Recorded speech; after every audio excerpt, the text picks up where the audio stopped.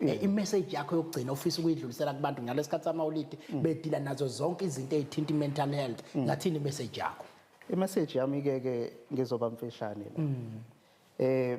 Kukhona isisho ngesiZulu ukuthi umuntu umuntu ngabanye. Awu Uyaybo.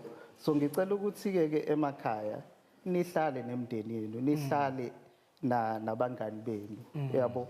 During lesikhathi lesikubaleke kakhulu ukuthi sibe nabantu esibathembayo, abantu esicomfortable nabo. Absolutely. So ngizothi nje ngizocela ukuthi nibe safe, nigade indaba yatshwala kakhulukazi ngoba siyabona futhi ngicabanga ukuthi nayo i-EMS idila nezimo ezifanayo.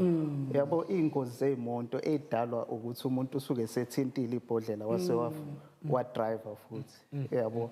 So ngicela ukuthi nibe safe ngisho noma ubone ukuthi ke hayi ngiselivini mina ke ngokwesibhedlela sami uma besa engeke angifonele athi hayi ndoda emsebenzini siyakudinga kusasa noma uselivini. Absolutely. Uyabo.